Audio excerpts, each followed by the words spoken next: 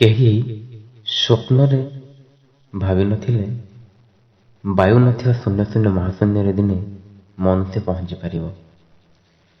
ପୃଥିବୀର ଆକାରଟିକୁ ନିଜେ ନିଜ ଆଖିରେ ଦେଖିପାରିବ। ଏଥିସହିତ ବିଶ୍ୱବାସୀଙ୍କୁ ସେ ବିଷୟରେ ଜଣାଇ ପାରିବ। ଦିନେ ଏହା ସତ୍ୟ ହୋଇଗଲା। ଜଣେ ସାହସୀ ଯୁବକ ବିଶ୍ୱରେ ଚମକ ସୃଷ୍ଟି କରି ଅସମ୍ଭବ ମନେ ହେଉଥିବା କାର୍ଯ୍ୟ କରି ବେଶ ସୁନାମ ଅର୍ଜନ କଲା। 1961 ଏପ୍ରିଲ 12 ତାରିଖ ସକାଳ 9:07 ସେହି ସାହସୀ ଯୁବକ ଜଣକ ନିଜର ସାହସ ଓ ବୁଦ୍ଧି ବଳରେ ମହାକାଶ ଯାତ୍ରା କରି ପ୍ରକୃତିକୁ ଜୟ କରିପାରିଥିଲା। ସେହି ଯୁବକ ଜଣକ ଆଉ କେହି ନୁହନ୍ତି ୟୁରି ଗାଗାରିନ୍। ସେ ପିଲାବେଳୁ ଭାରି ସାହସୀ, କର୍ମଠ ଓ କଷ୍ଟ ସହିଷ୍ଣୁ ଥିଲେ। ତୁଳସୀ ଦୁଇ ପତ୍ରରୁ ବାସିଲା ପରି ଦିନକୁ ଦିନ ସେ ଲୋକଲୋଚନକୁ ବେଶ ଆଦର ଲାଭ କଲେ।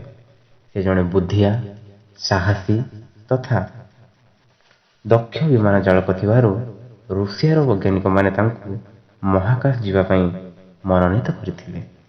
ଏଣୁ ୟୁରି ଗାଗାରିନ୍ ଏକ କୃତ୍ରିମ ଯାନରେ ବସି ଘଣ୍ଟାକୁ 18,000 ମାଇଲ ବା 27,000 କିଲୋମିଟର ବେଗରେ ଗତି କରି ପୃଥିବୀ ଚାରିପଟେ ବୁଲିଲେ। ମହାକାଶରେ ଖେଳିବାକୁ ଲାଗିଲେ କିଛି ସମୟ। ପ୍ରଥମ ମହାକାଶଚାରୀ ଭାବେ ୟୁରି ଗାଗାରିନ୍ 10 ଘଣ୍ଟା 55 ମିନିଟ୍ ପରେ ପୃଥିବୀ ପୃଷ୍ଠକୁ ଫେରି ଆସିଥିଲେ। ସେ ଯେଉଁ କୃତ୍ରିମ ଉପଗ୍ରହରେ ପୃଥିବୀ ପରିକ୍ରମା କରି ଫେରିଥିଲେ ତାହାର ନାମ ଥିଲା ଭୋସ୍ତକ। ଏହାର ଓଜନ 4,500 କିଲୋଗ୍ରାମ। ପୃଥିବୀର ଆକାର ଓ ବିଭିନ୍ନ ଦୃଶ୍ୟ ସବୁ ନିଜେ ଦେଖିପାରି ପୃଥିବୀବାସୀକୁ ଜଣାଇ ଦେଇପାରିଥିଲେ, ଯାହା ଫଳରେ 1961 ଏପ୍ରିଲ 12 ତାରିଖ ପୃଥିବୀ ଇତିହାସରେ ଏକ ସ୍ମରଣୀୟ ଦିବସ ରୂପେ ପରିଗଣିତ ହେଲା।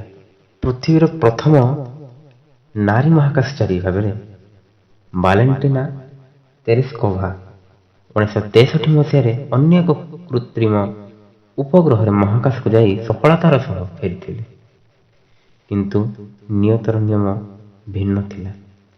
ଗାଗାରିନ୍ ବେଶୀ ଦିନ ବଞ୍ଚି ପାରିନଥିଲେ। ବିଶ୍ୱବାସୀଙ୍କ ଗହଣରୁ ସେ ଅତି ଶୀଘ୍ର ଚାଲିଯାଇଥିଲେ। 1934 ମସିହା ମାର୍ଚ୍ଚ ମାସ 9 ତାରିଖରେ ୟୁରି ଗାଗାରିନ୍ ରୁଷର ଏକ ମଧ୍ୟବିତ୍ତ ପରିବାରରେ ଜନ୍ମଗ୍ରହଣ କରିଥିଲେ। ଆଉ ସେ 1969 ମସିହା ମାର୍ଚ୍ଚ ମାସ 27 ତାରିଖରେ ଗୋଟିଏ ଯୁଦ୍ଧ ବିମାନ ଚଳାଉଥିବା ସମୟରେ ମୃତ୍ୟୁବରଣ କରିଥିଲେ।